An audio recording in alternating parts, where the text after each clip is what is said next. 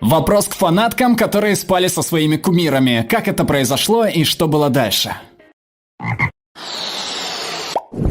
Знаю двух девушек, которые регулярно кувыркались с Тиесто. Они летали с ним то в Вегас, то в Майами. Чуваку уже было под 50, а он развлекался с девушками 18-20 лет. Им нравилось путешествовать, а иногда он покупал билеты их подругам, чтобы те слетали за компанию. Одна из этих девушек даже не фанатела от него, ей просто нравилось время от времени отдохнуть за чужой счет.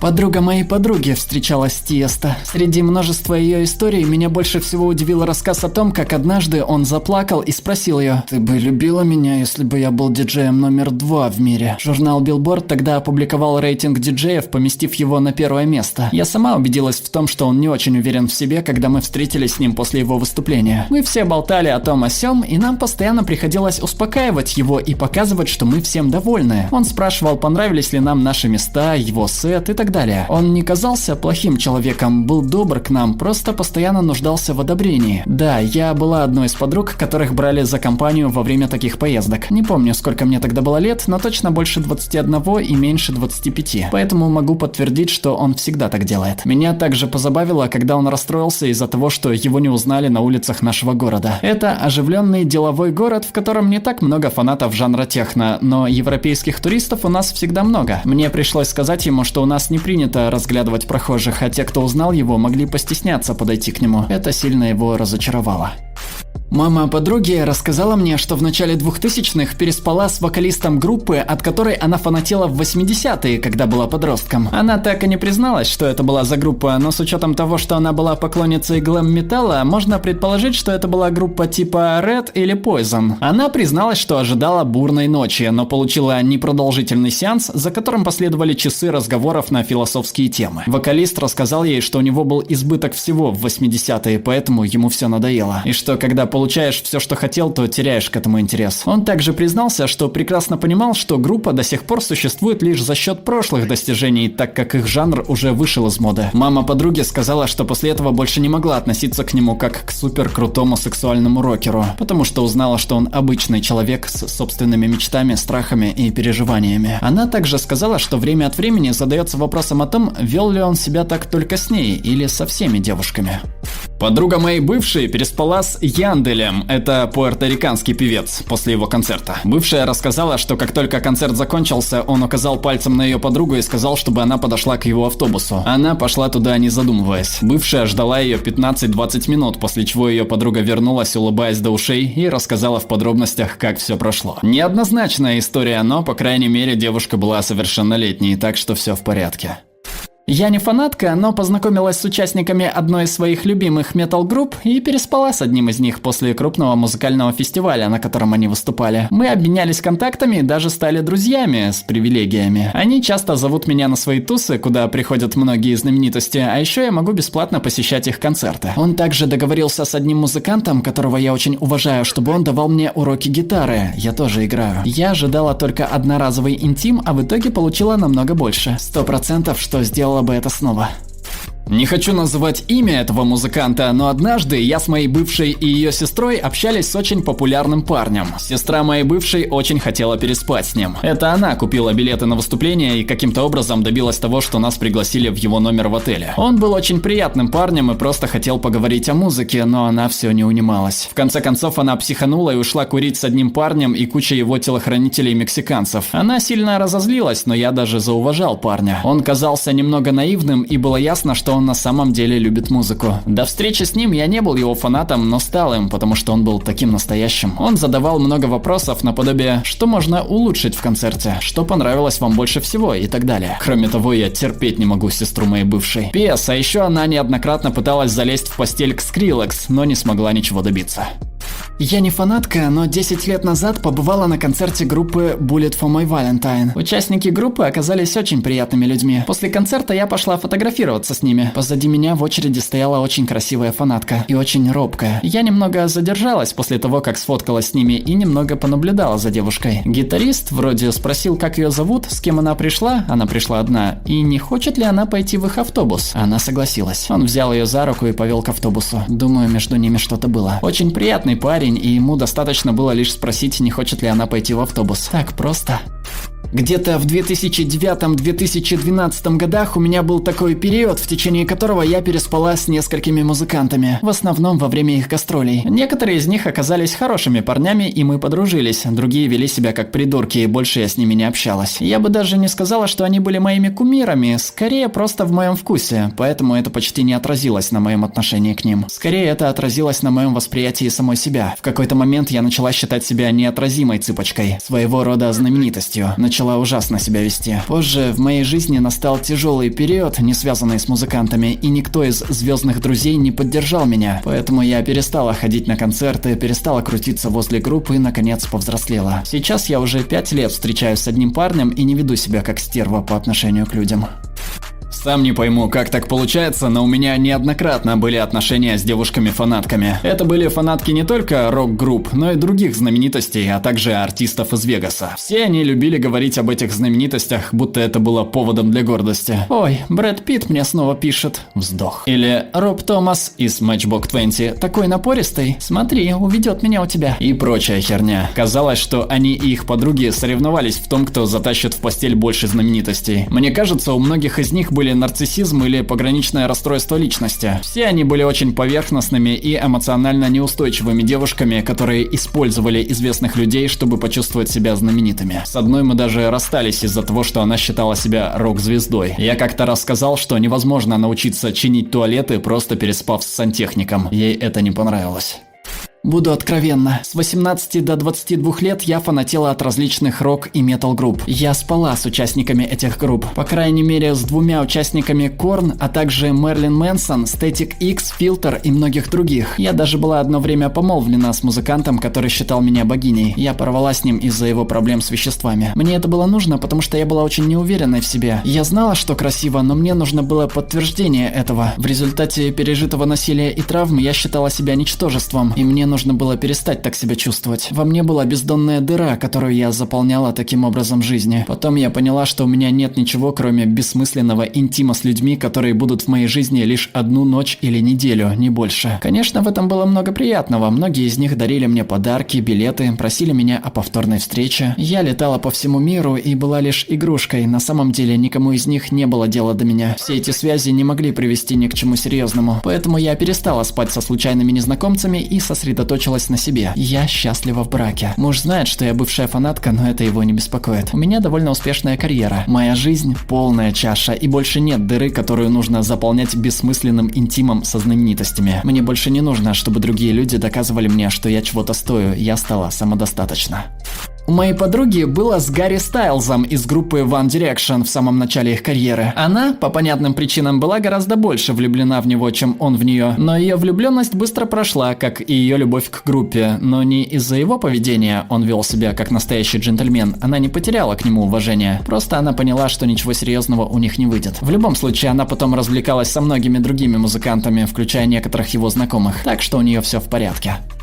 Мою подругу выбрали в качестве одной из девочек Джастина Бибера. Они не спали, но история все равно стрёмная. Он был в Бостоне с концертом, она была в баре. Он подъехал к бару на 2 кадиллаках с кучей здоровенных охранников. Вошел в бар, указал на пару девушек, увидел мою подругу и указал на нее. Охранники подошли к моей подруге, назовем ее Мэл, и сказали: «Джастин хочет, чтобы вы пошли с нами». Она такая: «Ух, хорошо». И так он сел в один кадиллак с кучей девушек, а Мэл в другой кадиллак, тоже полный девушек. Они поехали в клуб, где прошли мимо огромной очереди. Танцпол сразу опустел, все девушки окружили его. Бибер закурил сигарету и указал на одну девушку, чтобы она потанцевала с ним. Они начали танцевать, и толпа словно обезумела. Бибер повторил это и с другими девушками. Самое интересное, что он даже не обращал внимания на девушек. В клубе была зеркальная стена, и он просто пялился на собственное отражение. Мэл подумала: нахер все это, я ухожу. Вместе с ней ушло много других девочек. Это нисколько не было весело. После этого мое мнение о Джастине изменилось. Я знала, что он зациклен на себе, но не до такой же степени, черт возьми. Моя подруга потеряла невинность с певцом из Рамштайн. После концерта ее пустили за кулисы. Она очень симпатичная, и 50-летний мужчина не устоял перед 20-летней девушкой. Она была настоящей фанаткой Рамштайн, а теперь стала еще больше одержима ими. Ее родители тоже поклонники Рамштайн, поэтому она рассказала им о том, что произошло после концерта. По-видимому, все были так счастливы, что решили это отпраздновать, и даже звонили родственникам, которые также были поклонниками Рамштайн, чтобы сообщить радостную новость. Обязательно подпишитесь на на наш канал, чтобы не пропустить новые суперинтересные обсуждения. Ну а пока предлагаем посмотреть другие наши видео.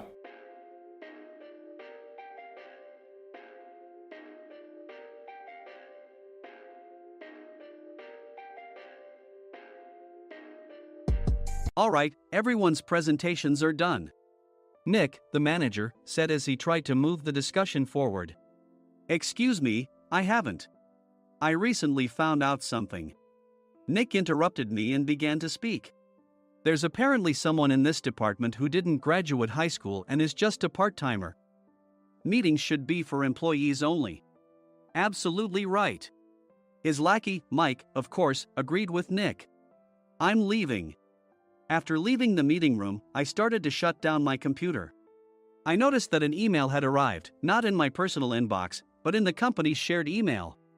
Thinking, there's no point in speaking up, no one will listen, I went home quietly. The next day, I heard a commotion from Nick's desk. He was staring at his computer screen, his face pale. Nick! Is something wrong? Mike looked at the screen with him. And he turned even paler than Nick. Why is he so angry? Knowing the reason for Mike's distress, I thought to myself, serves them right. My name is Adam. My mother passed away when I was in the 9th grade, and I was raised by my father. Well, you could hardly call it being raised. After my mother passed, my father changed. He drowned his sorrows in alcohol, and though he still went to work, he squandered our living expenses on horse racing. Because of that, I had to start working part-time as soon as I entered high school. Every month, I went to the convenience store with bills in hand that couldn't be auto-deducted from my father's account. Even though I endured it because I didn't want to be alone, I reached my limit in my second year of high school and dropped out. I found a live-in job at a distant inn. Thank you for everything. The day I left home, my father, still staring at the TV, spoke. Take care. That was our last conversation.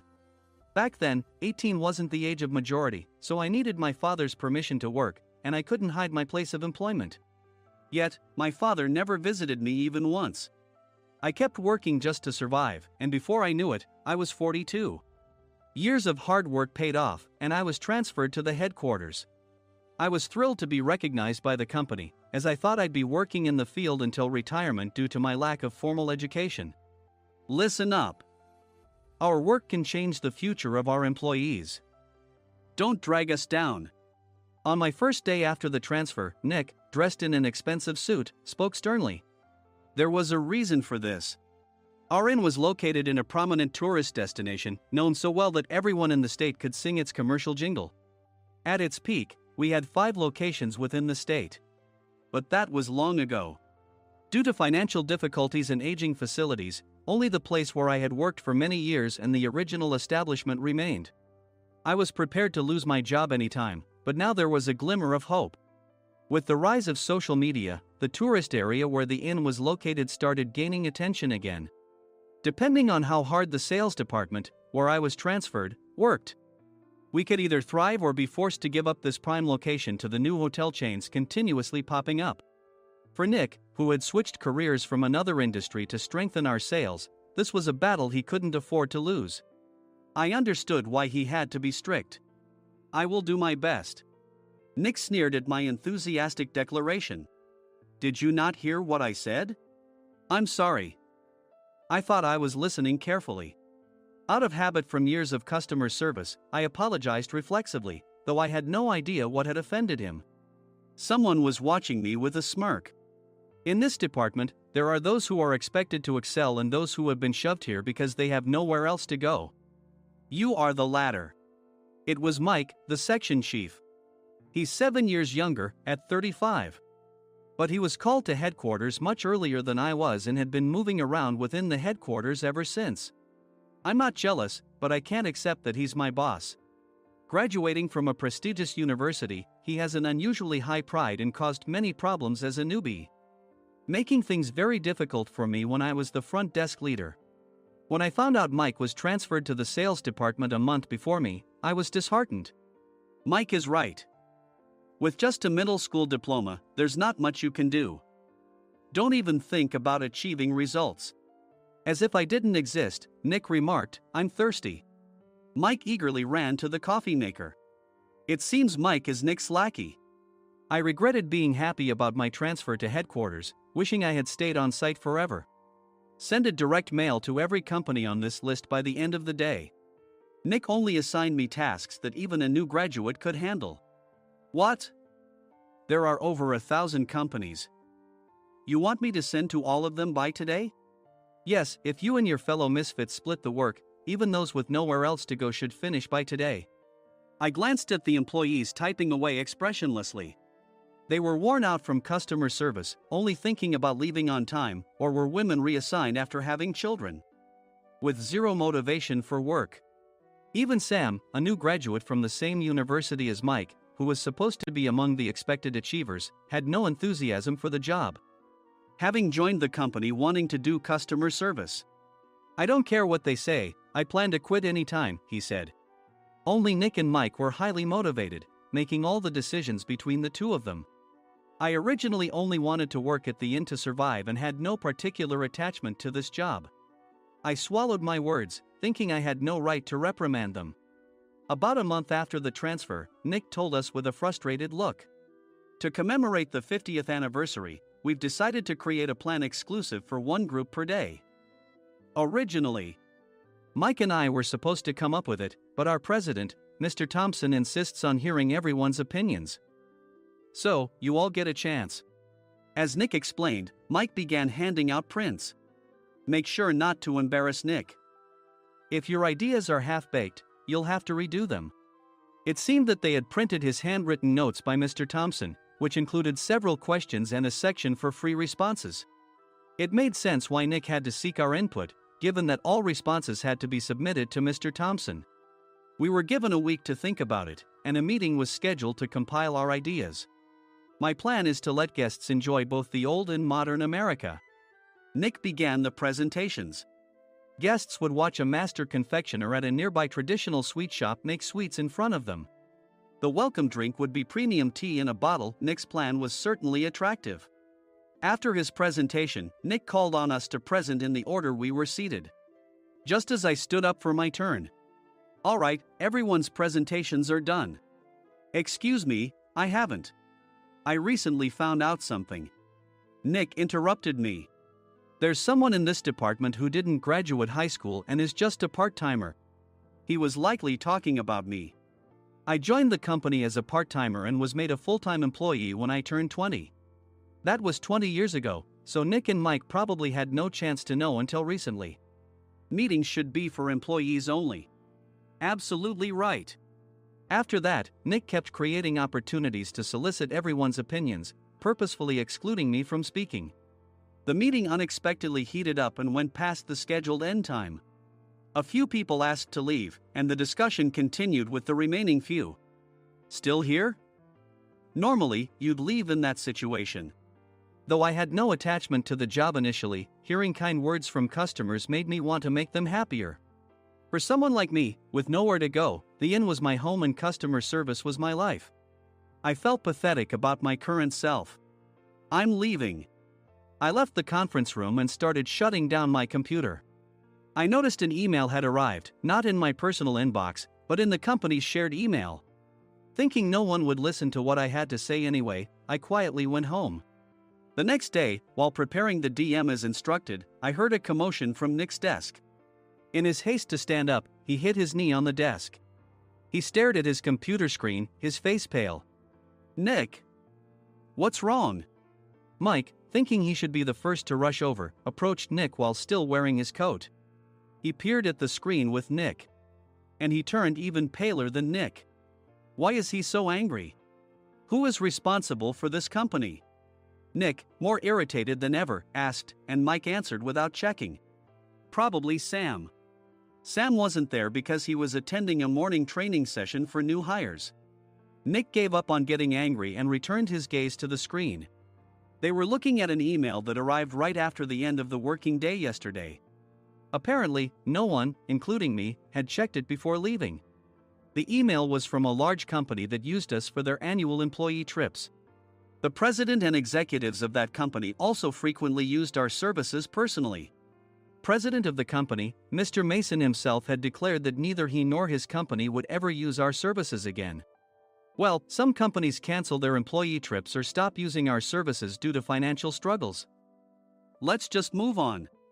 Mike kept wiping the sweat from his forehead with a handkerchief. Knowing why Mike was so agitated, I quietly watched their interaction. Do you know how much revenue we get from that company? We can find other guests to fill the rooms, but we'll lose the banquet costs, gift shop revenue, rental car fees, and more. Moreover, the gifts were supposed to be prepared by the traditional confectionery shop involved in Nick's proposed plan. If it's known that we incurred such a huge loss at this critical time, Nick's position in the company would be jeopardized. Nick took a deep breath, seemingly trying to calm himself. All right, Mike. Go to New York right now and apologize to Mr. Mason. What? You're coming with me, right? I have urgent work to do. I trust you, which is why I'm entrusting this to you. Please. Mike, believing Nick's sincerity, agreed with a determined look on his face, saying, yes. That's Nick for you. Even if Mike went to apologize, Nick would shift all the blame onto him if the client didn't change their mind. Well, it was Mike's fault to begin with, so it served him right. About 3 hours later, Sam answered a call from somewhere and repeatedly apologized, saying, I'm very sorry. Everyone watched to see what was happening. After ending the call, he informed Nick with a weary tone. When Mike arrived at the client's company, he only made things worse, further infuriating Mr. Mason. He was demanding, get his boss here immediately. It was no wonder Sam was exhausted, dealing with such a call right after returning from training. What is that idiot doing? All right, Adam, you're coming with me. If sacrificing Mike didn't work, then I must be next. Normally, I'd want to refuse at all costs, but I saw an opportunity in this situation. If I can be of assistance, I'd be happy to join you. I immediately followed Nick, and we flew to New York. When we introduced ourselves at the reception, it became clear how serious the situation was, as the receptionist personally escorted us to the president's office. Angry voices leaked through the door, making both Nick and me uneasy. Excuse me. I'm Nick, the supervisor. I understand my subordinate has caused you trouble, and I deeply apologize.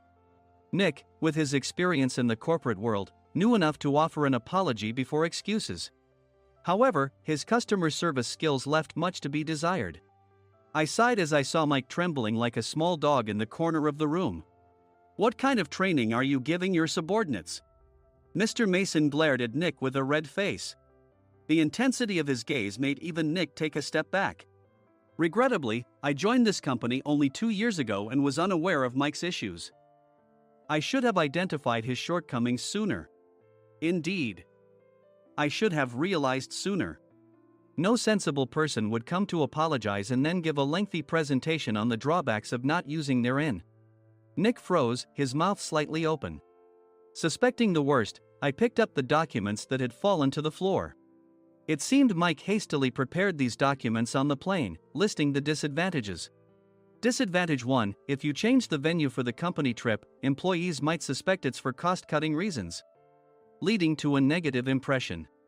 Reading it aloud half-jokingly, Nick snatched the papers from my hand and checked the contents with a furious expression. Among the stack of documents was a receipt from a nearby convenience store's copy machine. I felt a pang of dread, hoping he hadn't shown the receipt as well. What do you think he said when I asked what kind of nerve he had to do this? I'm very sorry. Faced with the dire situation, Nick must have thought there was nothing left to do but apologize. In a voice smaller than I'd ever heard from him, he uttered words of apology. He said, I'm a Harvard graduate. I don't believe I said anything wrong. Mike! What have you done? Forgetting his plan to pin the blame on Mike, Nick yelled loudly, even in front of Mr. Mason. I didn't do anything wrong. You're still saying that? Look at him. Mike pointed at me with a shaking hand.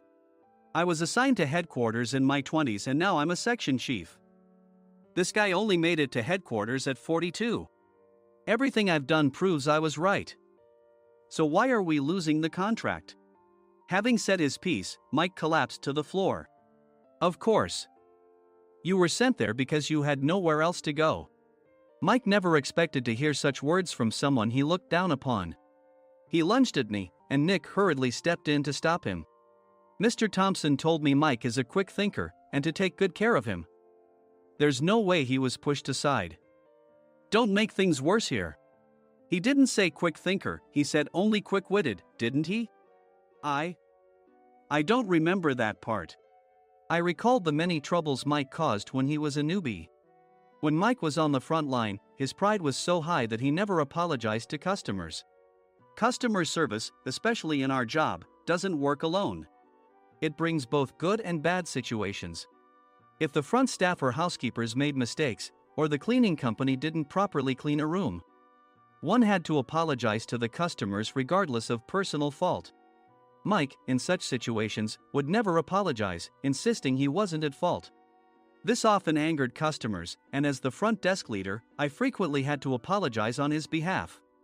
He caused complaints and disrupted operations, which is why he was quickly moved to headquarters.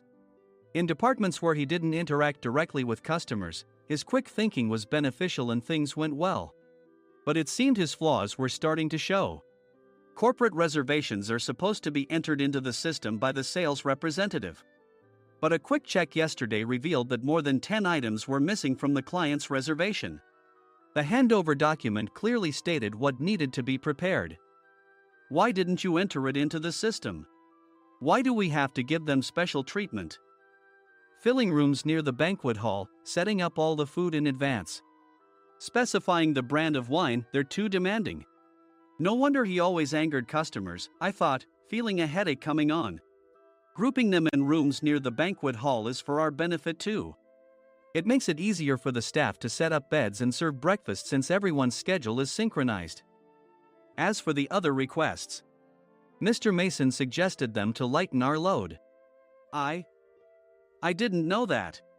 Nick finally seemed to realize that Mike was the one who had angered the client. What did you say to them?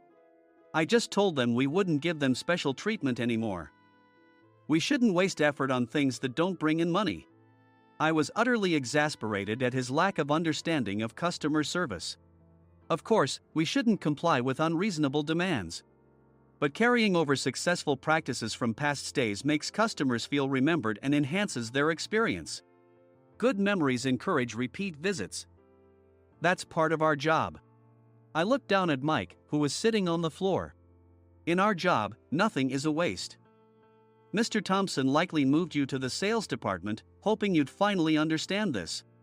How do you think he feels now that you've failed to meet his expectations? Mike, tears in his eyes, fled the president's office. I was amazed he still hadn't apologized. You have it tough, Adam.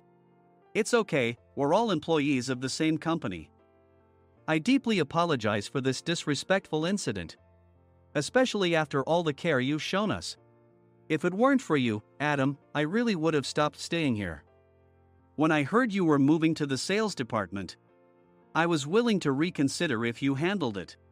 Seeing us talk so amicably, Nick's face contorted. Do you two know each other? Adam's service is excellent. I always requested him specifically. Normally, we don't accept specific staff requests, but we made an exception for Mr. Mason, adjusting my shifts accordingly. He had personally stayed at our hotel just before my transfer, and during casual conversation, I mentioned, I'm moving to the sales department soon. If I hadn't told him then, things could have been much worse. Please continue to take care of us. I look forward to it. On the return flight, Nick awkwardly offered me a can of beer. It's still working hours. Of course, I had no intention of forgiving him for a single beer. Nick might try to pin everything on Mike and avoid any consequences. While pondering this, a startling fact came to light. Nick, the tea bottles for the plan have arrived. I handed Nick a bottle labeled with our inn's name. They look good. What are you talking about? These are plastic bottles. I had assumed we would use the trendy, high-end bottling tea. But what arrived were ordinary plastic bottles of tea with customized labels. The only unique aspect was the label, which had the inn's name, making it look customized. Upon further investigation, I discovered that a substantial amount of money was set to be paid to the tea company. It was priced like bottling tea. Does this plastic bottle really cost $100 each? The tea inside is specially blended for us. The extra cost is for that. Wouldn't it be better to use another tea company? Or is there a specific reason we must use this one? As Nick continued to make excuses, I showed him a printed email. I informed the tea company's president, Mr. Mitchell, that we discovered irregular payments and he confessed. He said you two were high school classmates and planned to split the extra money. That idiot. Why did he confess? That's not important. You should worry about yourself, this could turn into a police matter. Opening the bottle cap, I suggested. How about calming down with this tea? It supposedly has a relaxing effect. Nick drank the tea frantically. In the following days, decisions were made about their fates. Mike was reassigned to the General Affairs Department, with no chance of transfer or promotion, as per Mr. Thompson's orders. As for Nick, since the payment to the tea company hadn't yet been made, he narrowly avoided legal trouble. Instead, he was encouraged to leave the company, and to avoid further complications, Nick submitted his resignation. Rumor has it that connections between HR departments have made it difficult for him to find new employment. Even though it was good to have those two gone, something unexpected happened in the sales department. Everyone became motivated and united in refining the 50th anniversary plan. In the end, my plan was adopted. We collaborated with the Tourist Information Center to provide personalized guides. The plan, tailored to the number of guests, was truly special for the 50th anniversary. Hey, is Adam's family coming to stay? I immediately booked that special plan for my family. Sam noticed it on the reservation list and quickly picked up on it. Yes, I'm inviting my father. That's great.